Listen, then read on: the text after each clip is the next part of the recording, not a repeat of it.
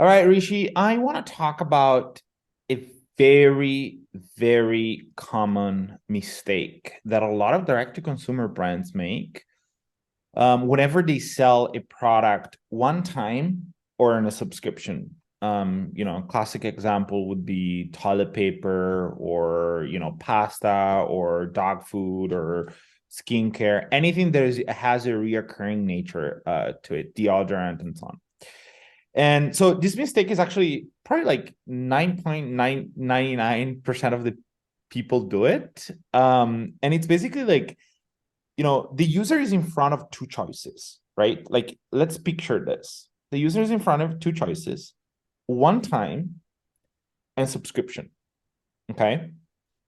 And in every single store out there, and I'm generalizing here, but most stores, the only difference between one time and subscription offer is the price. And the subscription price is lower than one-time price, right? So the user is in front of a choice. Should I buy the product one time with a higher price, right? And just have the freedom to buy one time only? Or should I buy the product in a subscription, which is cheaper, but then I have to commit? And the reason why this, like having the discount as the only difference between the two offer is a big mistake, is because what people do is they game the system. And what gaming the system actually means is they buy the product in a subscription and then they go into their account and cancel the subscription right away, right after purchase. So now, all of a sudden, let's say that the difference between one time and subscription is 15%. Now, all of a sudden, just by making only discount as a differentiation, you just kill your margins by 15%. And so I wanted to share this mistake because I've seen it like over and over and over. I think I think it's such a, it's something that I've never even thought about. And so I love this. I think it's such an interesting idea. You talk about incentives driving behavior, but also think about how people manipulate incentives. I remember hearing a story about an economist who wanted to, he's like, I'm an economist, I'm going to use economic principles in my household. And he had like a 3 or 4 year old daughter, and he was trying to potty train her. And so he said to her that I will give you a Skittle, because she would resist to go to the bathroom. So he would say, I'll give you a Skittle to if you go to the bathroom. And then he noticed something strange, which is that she started going to the bathroom all the damn time. And he realized that she was only going half the bathroom, and then she would come back out because she wanted another Skittle. So Nice. being aware of how people are, manipulating those incentives, I think you're right. Look at the data. And if you find that an overwhelming majority of people are are canceling after, after placing the order, then that's a dead giveaway that um that was the only thing. I mean, that's the thing, right? It's like as a marketer, you want to kind of make you actually, black and white choices are very problematic, because once you've got that discount, you have no incentive to continue. But if you offered something that had a low marginal cost, right? Do you want to talk about some examples of things that maybe, do you have any thoughts on what you could do to kind Yeah. of make it more sticky? Yeah. So first, I want to tell people that,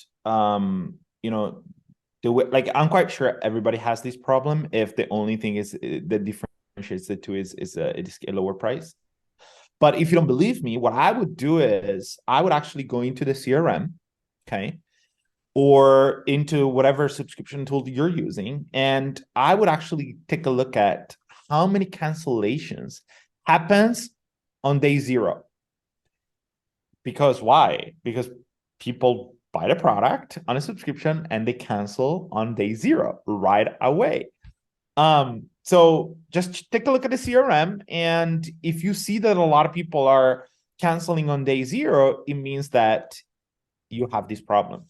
Now, how do you solve this problem, right? Well, I would say, like, as everything, um, whenever you're in front of two people, right? Or two choices. You make the favorite choice, the most amazing looking choice in the planet, and you make the other choice, the kind of like least the ugliest choice on the planet. That's the kind of analogy that I would use. And what you can do is like, okay, you can start stacking additional motivation and additional benefits on the top of the subscription offering. And it could be like future value rather than instant value. Because if you keep on adding instant value, like again, the discount is an example of instant value, then they're gonna continue purchasing the subscription and cancel our away. But if they get future value, which could be like, maybe like, I'm just giving an example, more discount for future subscription order. So in the first subscription order, maybe they get like 5%. The second order, they get like 10%. The third order, they get 15% and so on. That could be one thing.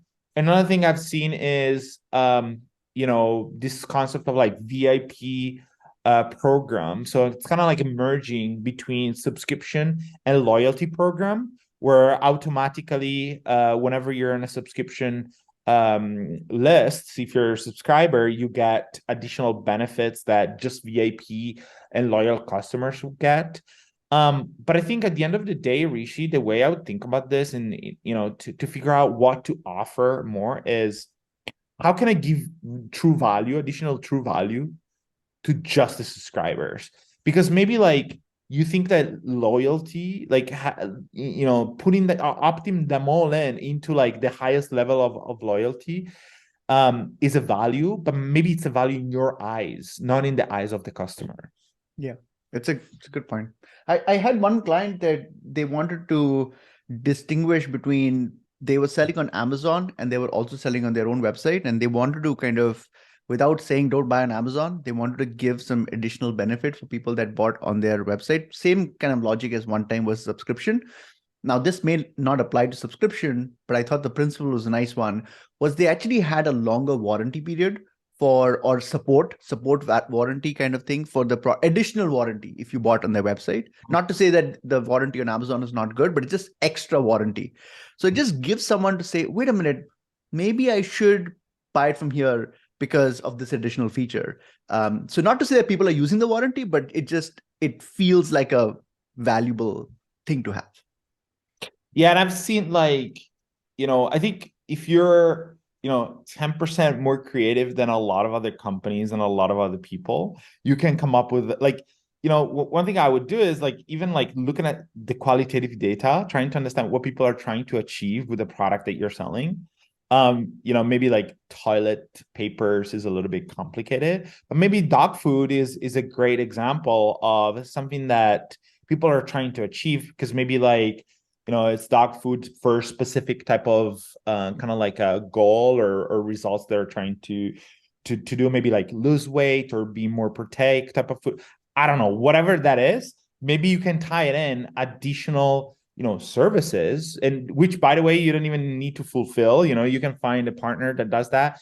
I think there's a lot, like, again, the framework that I use is, how can we make it a no-brainer to opt into the subscription offering, knowing that there's always a friction point, because now like people don't want to commit, right? And they're always scared about, oh, how does the cancellation process look like? Will I be able to pause it? Will I be able to skip it?